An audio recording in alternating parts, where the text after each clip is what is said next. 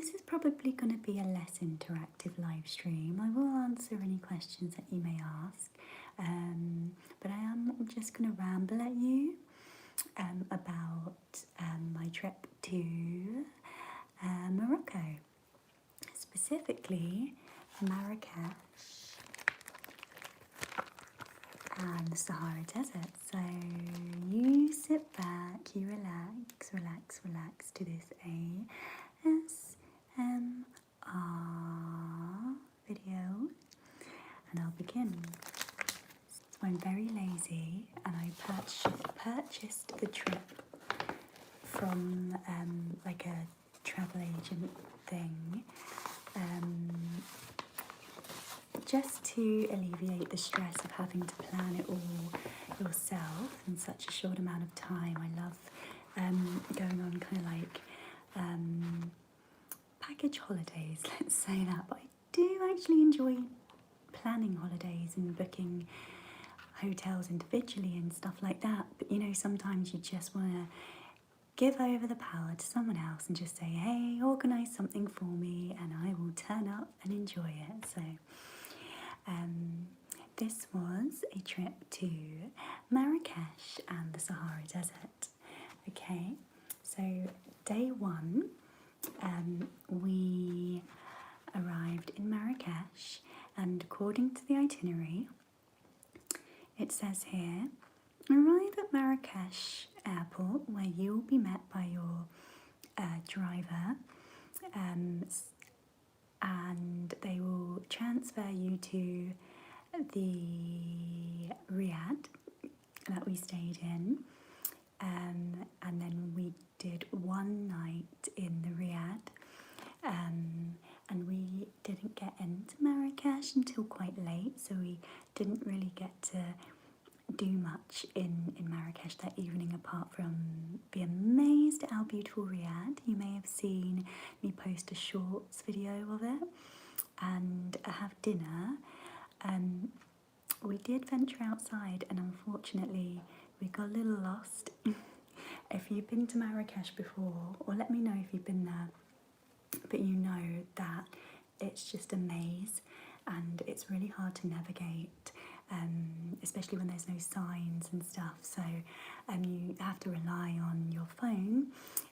Unfortunately, my Google Maps wasn't working, so we got lost and we couldn't find our way back, and it was really stressful because people start kind of preying on you, and people are very helpful in Marrakesh, but like every city, there are going to be people who chance it as well, and they're going to be, you know, not so nice people, so it was quite intimidating.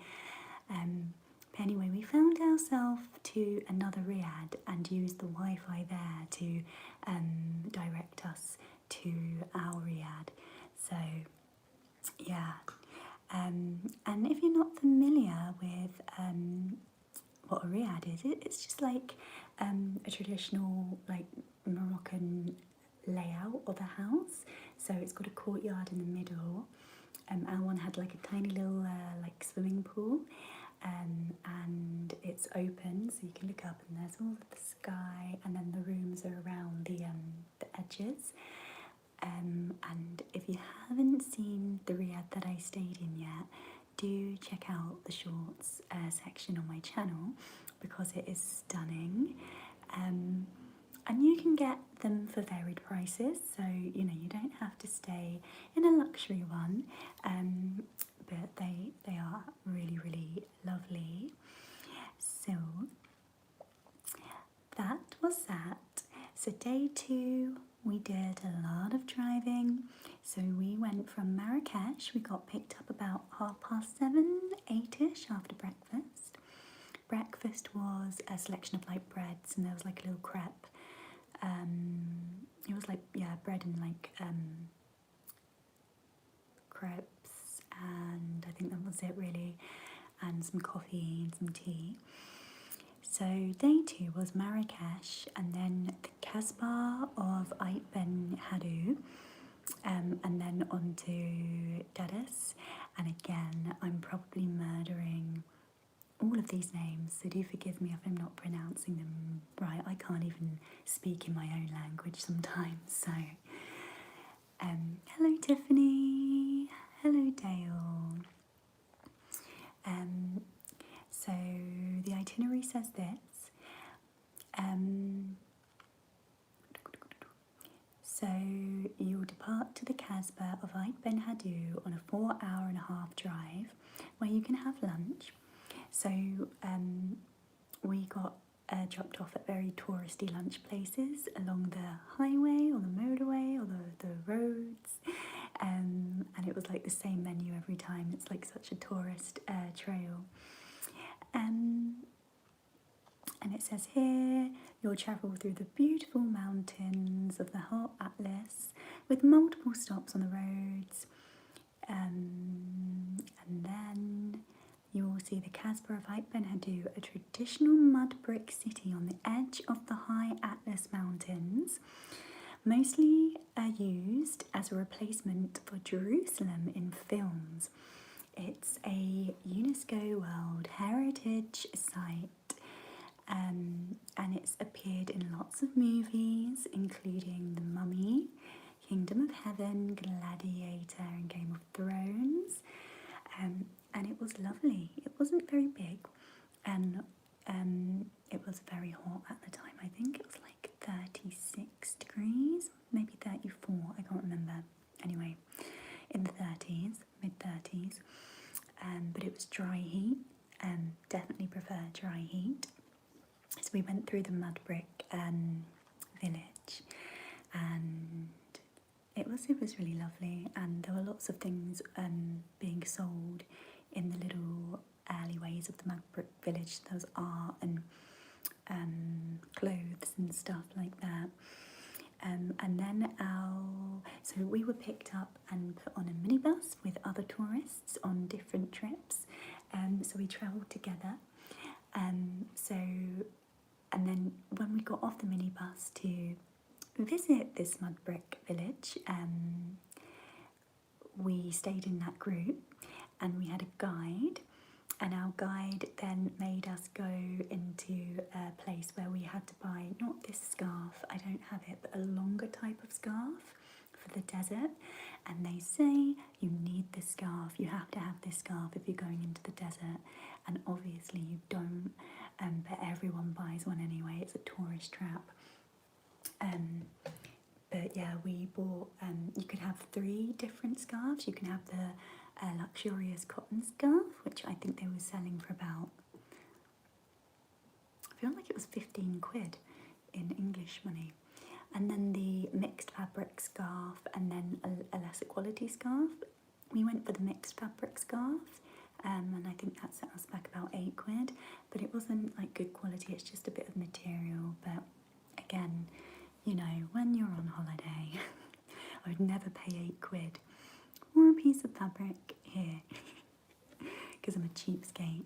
But we did get these scarves in preparation to go to the desert, and I was like, can we not use these? And obviously he was like, no, it's too short, you can't wrap it around your head, which is true. But yeah, anyway,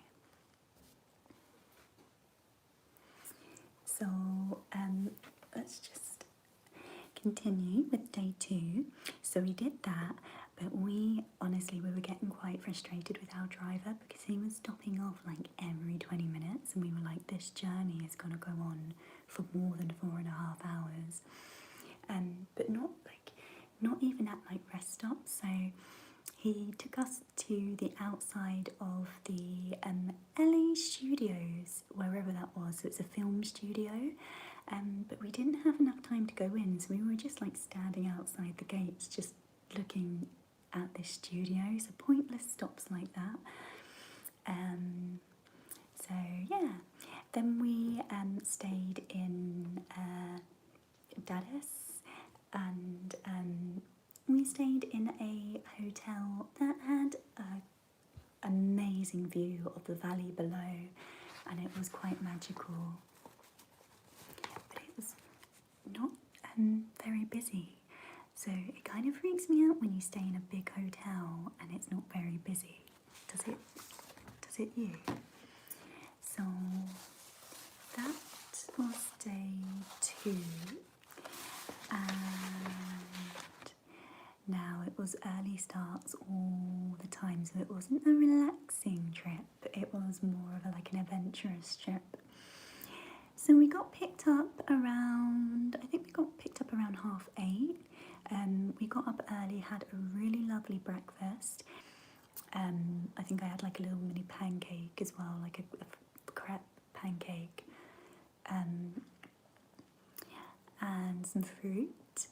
So we got picked up at 8:30 because the driver had to go to all the other hotels to pick up our tour group. And the nationalities on our little minibus, so we had English, Spanish, and I think there were some French people, but I could be wrong, and maybe some German. So we were then driven to the Todha Gorge, Todgha Gorge. So it's a canyon in the eastern part of the High Atlas Mountains, and it's near the town of Tinshir. I can't pronounce these things with G's in it. Tinshir, Tineghir. Both the Todgha and the neighbouring Dedis rivers have carved out cliff-sided canyons on their final 40 kilometres through the mountains, and it was really breathtaking, really steep cliffs. There were rock climbers climbing the cliffs, and it was really stunning.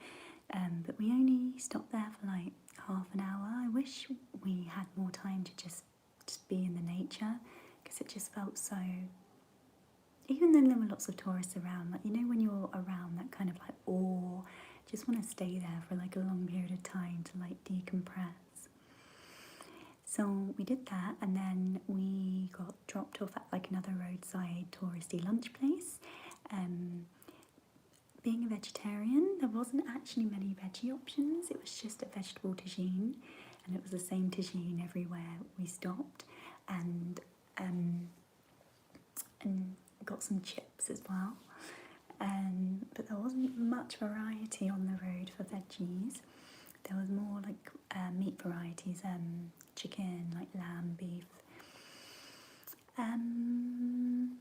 So after lunch, we then departed to Mazuga, and Mazuga is on the border with Algeria, and that's where the Sahara desert sand dunes are. Well, at least this, side of the Sahara. So that it seemed like we were driving for like 8 hours that day, to be honest. We were then dropped off at some random riad, and we were like, oh, is this it? But it wasn't, because we knew we had to move on. We would then that's where we said goodbye to our minibus, because the minibus of tourists were going to different spots in the desert. So we got off, chilled out for about an hour in this hotel riad place, did a little bit of sunbathing, and then 4x4 came to pick us up, but there were people in the front, so we had to sit in the back part, where it's exposed, where you put all the luggage and stuff. So we were driving past the sand dunes with the wind in our hair, going over the bumps, which was quite fun. And then the people in the front got out, and then they went on their camel ride through the dunes, and we continued in this 4x4, and we were just getting further and further and further out into the desert until we were dropped off near our desert camp for the night, because we were glamping that night. But before we went to the campsite, we had our camel ride, because it was almost sunset and we needed to hop on the camels quickly. So we hopped on the camels, went up the dunes, and it was breathtaking. It was so nice. was just like, oh, look at all the sand dunes. And it was the colours, and it was so quiet. You couldn't hear anything, not even people talking. No bugs, no birds. Silence and calm, no wind. Just us, the guide, the camels, and the sand dunes. And then we were dropped off at the desert camp, and on arrival they gave us a fresh date, and it was the best date I've ever eaten.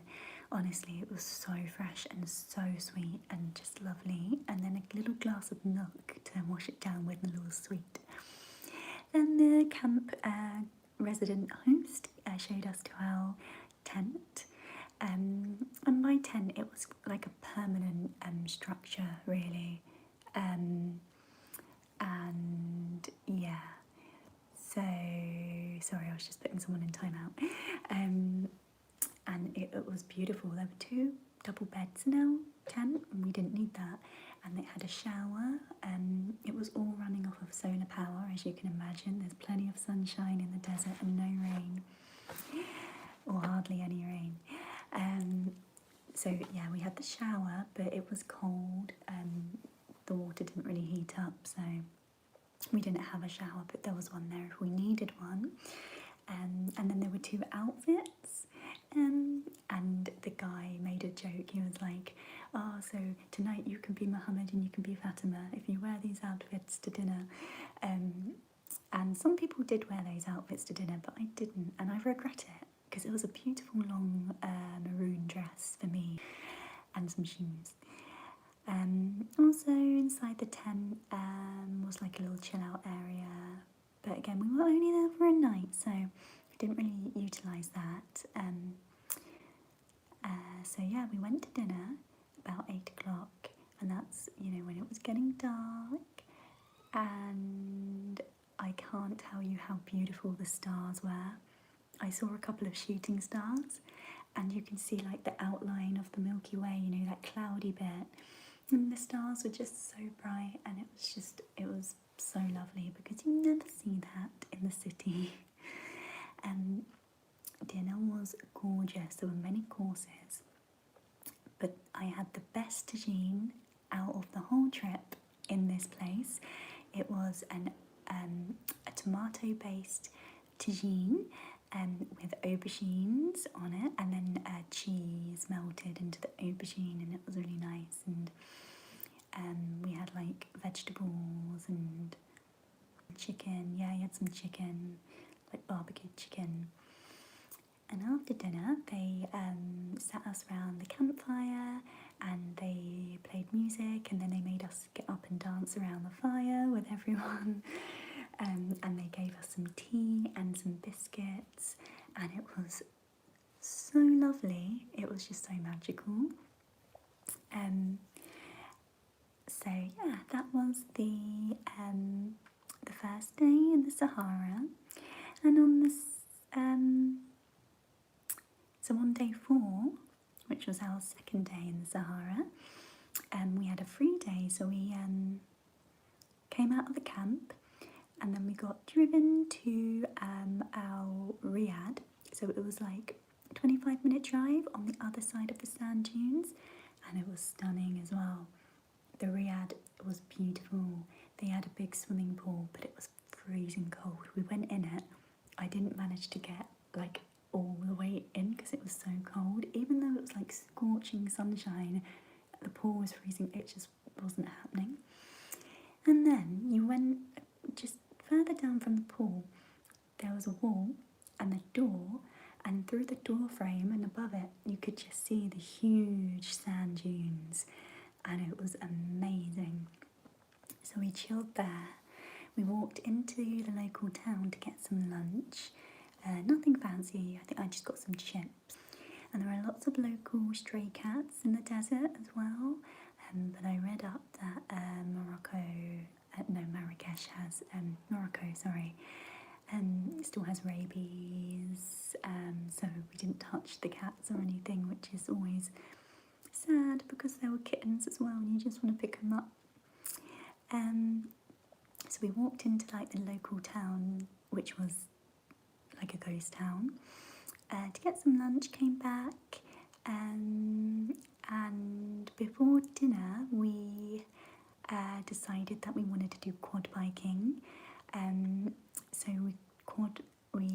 we had a guide, so someone took us out on the dunes, and it was so fun. The dunes are so big as well, and when you're up there you can just see the vast amount of sand dunes, and it was so good. And then we parked on a spot to see like I don't know what they're called, like sand buggies and like motorbikes. There was like a whole gang of people on like an adventure tour with those kind of vehicles doing tricks on the sand dunes. So that was really, really cool. Yeah, so that was that. And then on day 5, unfortunately, we spent the whole day from 8 till about 8 driving back to Marrakesh. It was exhausting, even though we were sitting in the car the whole time. And then we went back to the same riad in Marrakesh. And then on day 6, we got to walk around Marrakesh for a few hours, get some juice, really soak in the atmosphere because it's so vibrant. And we were fortunate enough to be able to buy some things and haggle for some things. So I really wanted to get some art. So as you can see here, we bought this piece. How stunning is that?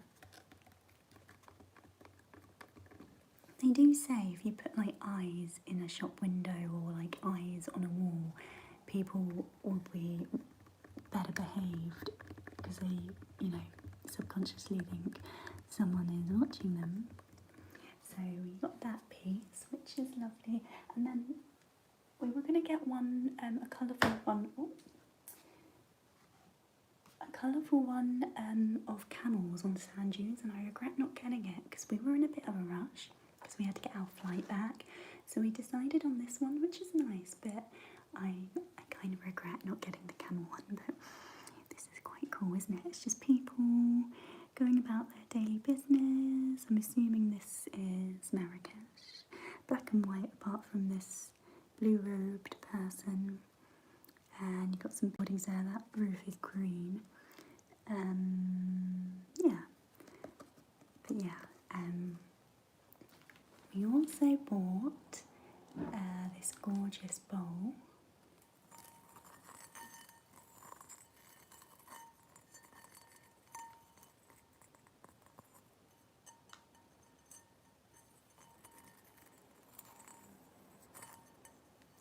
It's a really lovely green colour, beautiful pattern. So we bought that and a wooden spoon as well, randomly. And yeah, well, all these scarves. Anyway, this was really good for travelling with in the car when you got a bit chilly. So I'm definitely loving the whole scarf thing now. I don't know if you wear scarves, but like they are just so great to wear. But anyway, that was my holiday to Morocco, Marrakesh, the Sahara Desert. And I hope that you found that interesting. If you have any questions, let me know. I'll be here in the live stream for the next 5 minutes or so. Let's just say hello to people. Hey Stacey, how are you? How are you? Thanks Acalia. But what I would say is Marrakesh is quite an assault on the senses, especially if you're not used to that environment. So it can be a bit of a shock to people who haven't been to a place as vibrant and hustle and bustle as Marrakesh. It can be quite overwhelming. I think you also have to keep your wits about you. There are lovely people around, but as I said before, there are also people who would take advantage of you as well. So But that's like any kind of city, really, isn't it? You always get, you know, the good experiences, the good people mixed in with the tricksy people. Yeah. So that's that. Anyway. Hello, Alexis. How are you? Oh, Sora, you're from Morocco. Whereabouts in Morocco are you from? And I'm always fascinated. What is it like living in Morocco? It's one thing visiting a place, you get a completely different experience, obviously, as a tourist than as a resident, don't you? Because when you're in tourist mode, everything is magical and everything is new and exciting. But when you're a resident, you know all the cracks begin to show, don't they? Yeah. But going through the souks in the Medina in Marrakesh is just so fun. And you can get some really beautiful things there. But yeah, again, it is very overwhelming. So you do have to just make sure that your phone is fully charged and you can access Google Maps. Or you could ask people for directions, but more often than not, they will ask for a tip. And I think, you know, it's polite to tip, but it's different in London because, you know, if you ask someone for directions, they'd never expect a tip. So it's just, you know, little things like that you need to consider. And also, Moroccan currency is closed, so you have to get it in the country. And when they give it to you in the airport, they don't give you any small change, but then, you know, you're expected to tip everyone with small change, and no one wants to give you small change. So that's a nightmare, by the way. So like at the start, you've got these, you know, big bills, and then you've just got to find a place and buy a couple of things to try and get some change. So that's really stressful as well, I think. Oh no, Alexis, if you rewind the live stream, I just read out the itinerary. It was Marrakesh in the Sahara Desert, so we went to Marrakesh and then we drove to Mazouga, which is on the border with Algeria. In actual fact, when we got into the desert camp, they showed us the mountains in the distance and they were like, that's Algeria. So yeah, but the sand dunes are beautiful, well worth seeing, although again it is a tourist trail. It's not like, you know, it's the beaten track. It's definitely not off the beaten track. But yeah, but Morocco is so unique, and I just couldn't get over. Marrakesh is one colour, like all the buildings are like the same colour, and it makes it like really quite beautiful. And I found it felt like quite a clean city. But where I live at the moment, it's not so clean, like on the streets and stuff. But when we went to Marrakesh, it felt quite clean, but I could be wrong. Zora, oh, you're from Rabat, the capital, so it's less touristy. The north of the country is also beautiful to see. Oh, amazing. Amazing. Tiffany asks, how do you know how much money to give in their currency? You always stress about that. Well, you can download a currency converter, and obviously then you can keep a track of how much you're spending in your own currency, so you can kind of compare things and know when something's really inflated and you're getting ripped off. But in regards to tipping, there are so many travel guides online that tell you how much a tip should be, because you don't want to be tipping people like too much, or else you're going to run out of money. So it's good to get a kind of ballpark figure of what people are tipping certain people, just so you stay within that, because you don't want to be accidentally tipping someone like £10 a go when you're on a budget. Yeah. Alexis says, what did you like most about your trip? I just really enjoyed being in the desert camp and seeing the stars and the sand dunes. Like, we are so deprived of stars here in London. And I do miss looking up in the sky and, you know, letting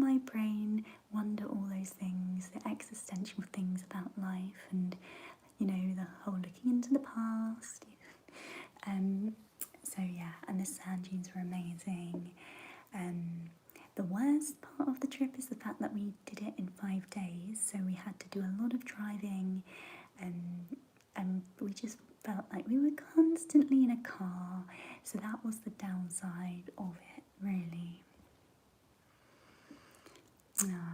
Yeah, so anyway, I'm gonna leave it there. I really hope you're looking after yourself. Oh, hang on, there's one more question. Alexis says, I've heard it's cold in the desert at night. Is that true? Yes, it gets very chilly. So actually, the weather was above average for this time of year when we went. It was supposed to be, the average is 20 degrees, but it was still, in the daytime, it was still in, mid-30s. So it was really hot in the desert in the day, but dry, hot heat. But you did have to protect your head with those scarves. And in the night it drops because, there's no cloud coverage keeping the heat in.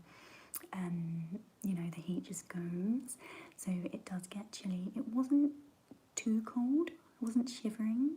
I wore a shirt in the outdoors bit when we were by the campfire and this scarf wrapped around me like this. And in bed it was fine. But I can imagine it depends on what time of year you go. It can probably get really cold, so you'd have to get a few jumpers on. But yeah, never go to a desert without a jumper, I would say. Or, yeah, something warm. Yeah, they speak Arabic and French in Morocco. Lots of French, actually. We got often asked, we were like, oh, can you speak in French? Like, no, I can't speak French. The only thing I can say in French is like, je m'appelle, comment t'appelles-tu, j'habite en Londres. Yeah, really bad. J'ai beaucoup de gâteaux. Rudiment, like a basic level French from GCSE. Yeah, and then also the desert is not just sand dunes. Most of the desert is just flat, dry land. Just, boring, flat, dry land for like ages. And then you can see mirages as well. So like, the typical desert image you probably imagine when you think of desert are like the rolling sand dunes, but they're few and far between. Like the desert in general is just quite like a boring landscape. Dry. We didn't see j'habite à Londres. We didn't see any animals really apart from little birds and cats. There were so many cats. There was a little mum cat and a kitten, Riyadh in the desert. It was really sweet, but then every time it came near us, I just wanted to feed it, but they don't like the vegetarian stuff. They don't eat that. But then also you think, oh my god, are you going to give me rabies? Because rabies is horrific. So yeah, anyway, I hope that you're well. I hope you're looking after yourself. Thank you so much for joining me in this live stream. And thank you to all my members. You are appreciated. And all my subscribers, you are appreciated. And if you're new here and you haven't subscribed already, please do. And yeah, hopefully my content can make you drift away to sleep or just feel more relaxed and at ease with your day. And that's me done this evening. So till next time,